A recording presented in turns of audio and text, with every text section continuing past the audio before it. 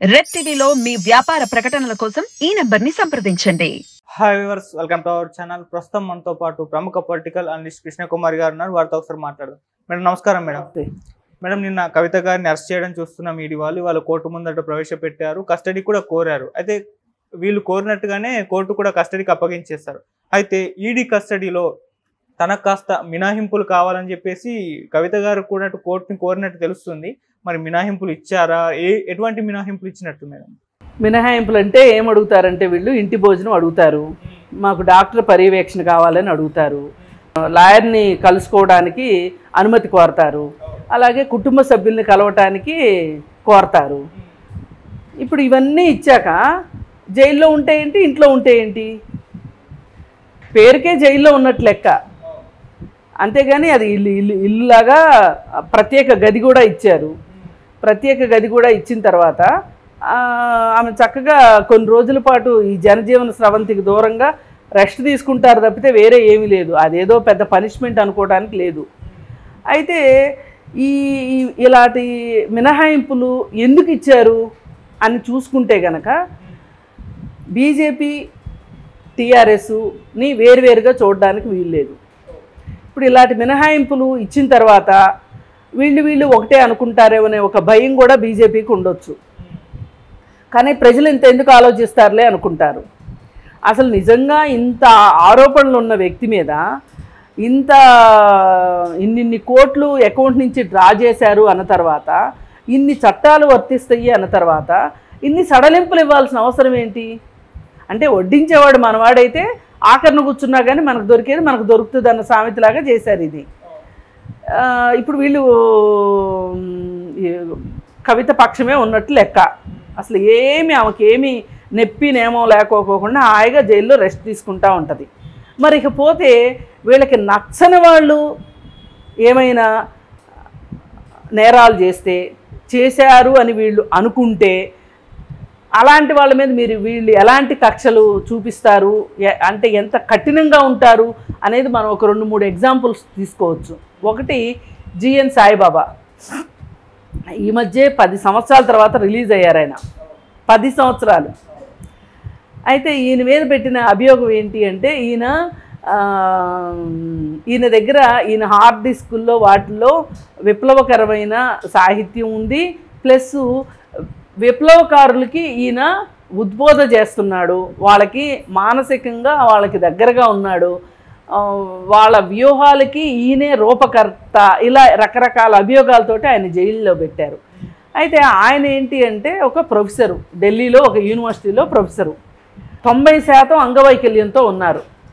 ఆయన మనిషి సాయం లేకుండా లేవలేరు, కూర్చోలేరు, నడవలేరు. అసలు కూర్చోలేని వాళ్ళు ఇంకా ఏమి నడుస్తారు? వీల్ చైర్కే పరిమితమైన వ్యక్తికి నాకు చలి పుడుతుంది, నాకు దుప్పట్లు కావాలి, నన్ను అండా సెల్లో వేశారు ఆయన్ని.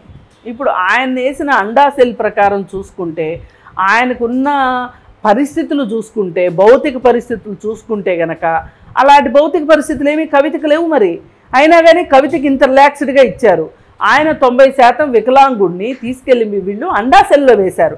అండా సెల్ అంటే ఎలా ఉంటుంది అంటే, అది ఒక భయంకరమైన కర్మాగారం లాంటిదన్నమాట. అది ఇలా ఎత్తుగోడలు ఉంటాయి, ఏకాంత వాసం అనమాట. ఎవ్వరు పలికే వాళ్ళు ఉండరు. ఎవరికైనా వాళ్ళు వచ్చి పలకరిస్తేనే కానీ అదర్వైజ్ పలకరించడానికి ఉండదు. ఆయన పైగా 90% అంగవైకల్యంతో ఉన్న వ్యక్తి కాలకృత్యాలు తీర్చుకోవడం కావచ్చు, దేనికోసమైనా చాలా ఇబ్బంది అవుతుంది.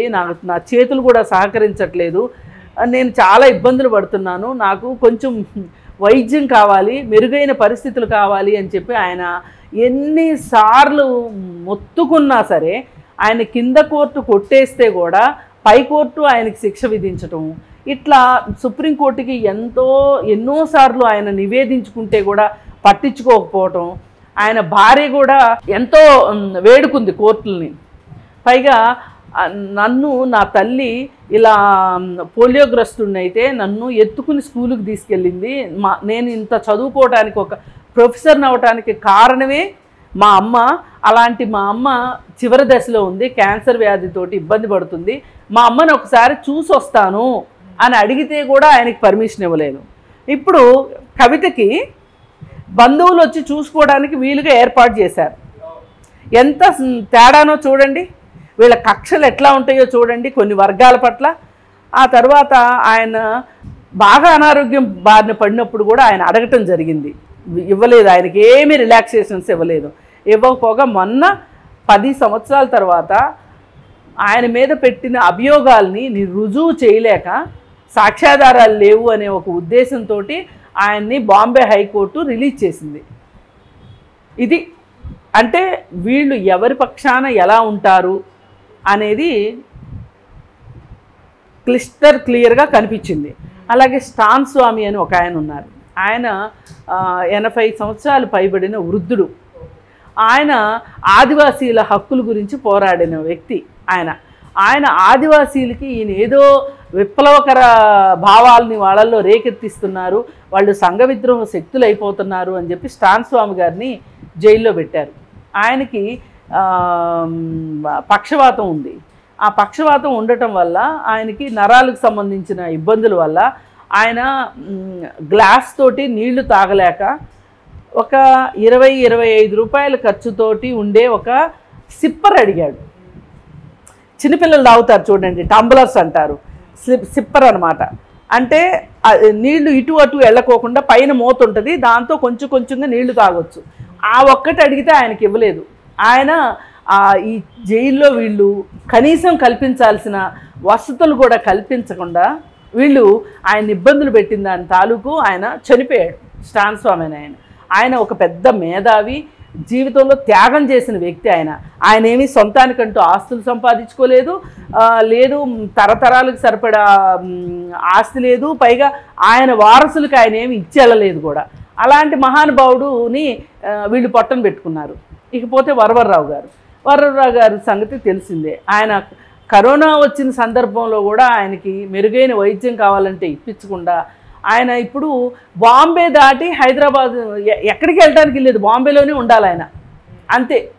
ఇప్పుడు బాంబేలో ఆయన ఉండటం కోసం ఆయనకు ఒక ఇల్లు, ఆయనకు వ్యక్తిగత సహాయకులు, ఆయన కూడా ప్రొఫెసర్గా చేసిన ఆయన పెద్ద కవి, మేధావి. ఆయనకి వయసు చూస్తే దగ్గర 80 ఏళ్ళు వయసు వచ్చేసింది ఆయనకు కూడా. ఆయన్ని సహాయకుడు లేకుండా నుంచోలేడు, కూర్చోలేడు. అలాంటి వ్యక్తికి జైల్లో ఉంచిన రోజులు ఉంచి ఇంటికి పంపించారు. కానీ ఆ ఇల్లు ఎక్కడ? బాంబేలోనే ఉండాలి. మరి బాంబేలో వాళ్ళకి సొంత ఇల్లు ఉందా? లేదు. అంటే వీళ్ళు చూడండి, ఈ ముగ్గురు వ్యక్తులతోటి కవితను గనక మనం పోల్చి చూస్తే గనక ఈ ముగ్గురు కూడా ఏ విధమైన ఆర్థిక నేరాలకి పాల్పడలేదు. ఓకే. కానీ పోనీ ఈ ముగ్గురు మీద వీళ్ళు పెట్టిన ఆరోపణలు ఏమైనా నిరూపణ అయినాయా అంటే లేదు. మరి 10 సంవత్సరాల కాలం ఏదైతే ఉందో సాయిబాబా గారికి తిరిగిస్తారా? ఆయన జైల్లో పడిన కష్టాలన్నిటికీ ఎలా ఖరీదు కడతారు? మరి స్టాన్ స్వామి గారు లాంటి మేధావి చనిపోవటానికి మీరు కారణమయ్యారు కదా, దీనికి ప్రాయశ్చిత్తం ఏంటి అసలు? మరి వరవర్రావు గారి సంగతి ఏంటి? అందుకని ఏంటంటే వీళ్ళు సెలెక్టివ్గా వాళ్ళకి కావాల్సిన వాళ్ళకి ఒకటి, అవసరం లేదు అనుకున్న వాళ్ళకి ఇంకొకటి, ఎవరి వల్ల అయినా ప్రమాదం ఉంది అని వీళ్ళు ఊహించినా చాలు వాళ్ళపైన అక్రమ కేసులు పెట్టడము, నిర్బంధాలకు గురి చేయడము, ఆఖరికి వాళ్ళు చనిపోయేలాగా చేయడమే ఈ ప్రభుత్వం లక్ష్యంలాగా ఉంది. మరి కవితలాగా 20,000 కోట్లు అంటున్నారు ఆవిడ ఆస్తి. 20,000 కోట్లు ఎలా సంపాదించగలుగుతారు ఒక జీవిత కాలంలో?